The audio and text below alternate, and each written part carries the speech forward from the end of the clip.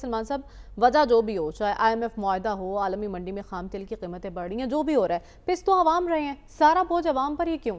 دیکھیں، کچھ روز پہلے ہم یہاں پر واویلا کر رہے تھے بجلی کی قیمتوں میں اضافہ، کہ جس کے ہاتھ میں بجلی کا بل آیا اسے جھٹکا تو لگا، اور اب ہم بیٹھ کر پیٹرولیم بم کا رو رہے ہیں کہ رات کی تاریکی میں ہی چلتا ہے، اور یہ نگرانوں کے ایک ماہ میں 3 دفعہ یہ قیمتیں بڑھ چکی ہیں کہ ایک ماہ میں پیٹرولیم کی قیمتیں 53 روپے اور ڈیزل کی قیمتوں میں 56 روپے، اور ماضی کے اندر مجھے یاد پڑتا ہے کہ جب وہ 2 اتحادوں کی حکومت تھی، وہ 4 روپے اور 6 روپے جب بڑھتے تھے نا، تو جو کچھ کہا جاتا تھا وہ سارا کچھ ریکارڈ پہ موجود ہے کہ شرم ہوتی ہے، کوئی حیا ہوتی ہے۔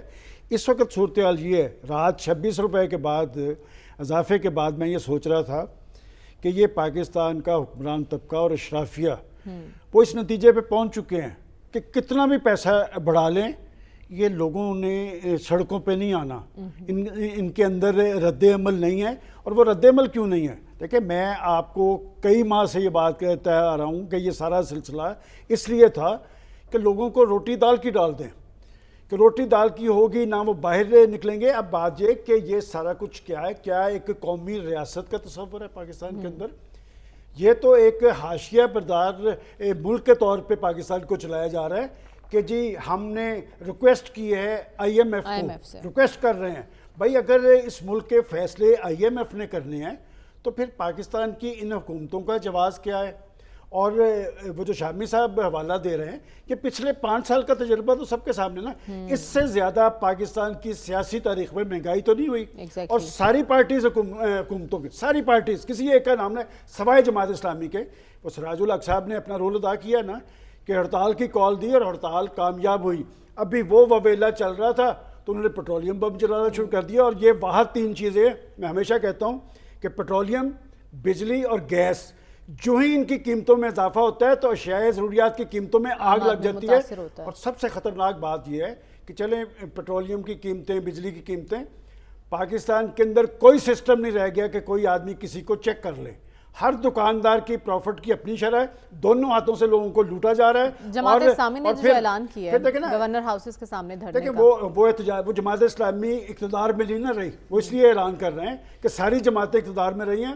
اور سب سے بڑا المیہ یہ ہے کہ انتخابات اور انتخابات، اور یہاں پر بھی جو بات عوام کی جا رہی ہے نا، کہ یہ بڑی پولیٹیکل پارٹیز دنیا کے جمہوری معاشروں میں اس طرح کی کیفیت میں وہ لوگوں کی آواز بنتے ہیں۔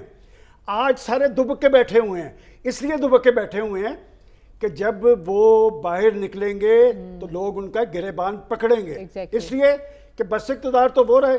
اور پھر ایک بات جس پہ ہمارے ہاں تو بڑا رد عمل ہوتا ہے کہ بات یہ کہ وہ جو کہتے تھے کہ آئی ایم ایف سے رجوع پر خودکشی کو ترجیح دیں گے، یہ معاہدے کس نے کیے، کیوں کر کیے، کن مقاصد کے تحت کیے؟ اس لیے کہ ان پولیٹیکل پارٹیز کے پاس کوئی اپنا معاشی ماہر نہیں ہوتا، یہ ٹیکنوکریٹ پکڑتے ہیں آئی ایم ایف سے۔ وہ شوکت ترین صاحب نے آگے کہا کہ حفیظ شیخ بیڑا کر گیا، پھر آ کے رہا صاحب کام شوکت ترین صاحب کر گئے، پھر آ کے اسحاق ڈار صاحب کر گئے۔ تو بات یہ کہ ان پولیٹیکل پارٹیز کا کوئی کیس نہیں، اور اگر ان پولیٹیکل پارٹیز کا کوئی کیس ہوتا تو آج باہر نکلتے، لوگوں کی آواز بنتے۔ یہ لوگوں کی آواز بننے کے لیے تیار نہیں ہیں، اس لیے کہ انہوں نے کوئی ان کی کارکردگی نہیں ہے، کوئی ان کا کیس نہیں ہے۔ لیکن عوام کنفیوز ہے نا، وہ اس وقت گریبان کس کا پکڑیں، کون جواب دے ہے؟ عوام بھی اس وقت رو رہے ہیں سلمان صاحب، تو حل اگر انتخابات ہیں تو کیوں نہیں الیکشن کمیشن تاریخ دے دیتا؟ ویسے تو میرا خیال وہ اٹک جیل میں بیٹھ کے یہ تو سوچ رہے ہوں گے کہ میں یہاں تک کیوں پہنچا۔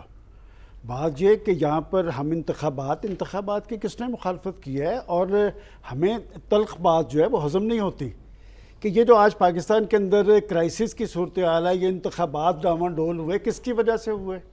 بھائی سیاستدان تو اسمبلیاں آ کے بناتے ہیں، اسمبلیاں بنا کے چلاتے ہیں، حکومتیں چلاتے ہیں، توڑتے نہیں ہیں۔ اور پھر یہ جو کہا گیا جی 2 پارٹیز کی حکومت، وہ جیسے تیسے بھی تھے۔ 68 روپے کا پر لیٹر تھا سن 2017 میں، 35 روپے کلو آٹا تھا، 55 روپے چینی تھی، 105 کا ڈالر تھا۔ پھر وہ جو گناہ ہے 3.5 سال کو ڈسکس کرنا، کیا نہیں ہوا 3.5 سال میں، اور کہاں پر لے کے آئے؟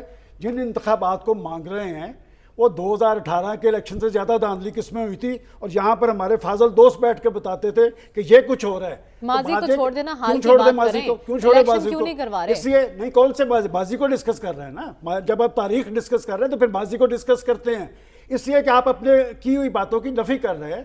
ملک مسائل کی آگ میں جل رہا ہے، انہوں نے سکور سیٹل کرنے تھے. اور پھر میں سمجھتا ہوں وہ اچھا ہوا کہ کوئی موشن تو چھوڑ دیتے. اور بات یہ کہ پاکستان کی سیاسی جماعتیں بڑی بری ہوں گی، ان پہ ایک خوف سوار ہوتا تھا. کس نے کہا تھا کہ جب ٹھڈے میں لگ کے باہر آئے ہیں، میں تو بڑا بے بس تھا، میرے پاس کوئی اختیار نہیں تھا.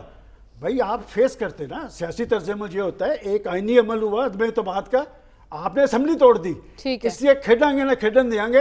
یہ طرز عمل پاکستان کو بھی نقصان پہنچا رہا ہے، پاکستان کی معیشت کو بھی نقصان پہنچا رہا ہے، پاکستان کی سیاست کو بھی نقصان پہنچا رہا ہے، اور پاکستان کی جمہوریت کو بھی نقصان پہنچا رہا ہے. لیکن سلمان صاحب، صدر صاحب کی جانب سے تجویز دی گئی، چلے مانا جواب نہیں مانگا گیا، لیکن الیکشن کمیشن نے تو اس پہ رسپونڈ ہی نہیں کیا کسی بھی قسم کا. دیکھیں یہ پاکستان کا سب سے بڑا منصب ہے، اور بڑا منصب جو ہوتا ہے بڑے رول کا متقاضی ہوتا ہے. کہ میں سمجھتا ہوں کہ انہیں وفاق پاکستان کی علامت کے طور پہ پاکستان میں استحکام کے لیے کوششاں ہونا چاہیے تھا. میں انہیں پرسنلی جانتا ہوں، بڑے عزت دار بندے ہیں، لیکن انہوں نے اپنی قیادت کے کہنے پہ بڑا ایوان توڑ دیا تھا. وہ تو پھر عدالت عظمیٰ نے بحال کیا ہے، اور اب بھی ان کے پاس موقع تھا. جس دن انہوں نے نوٹیفیکیشن کیا اسمبلیاں توڑنے کا، اس دن وہ ڈیٹ دے سکتے تھے، اس وقت نہیں دی.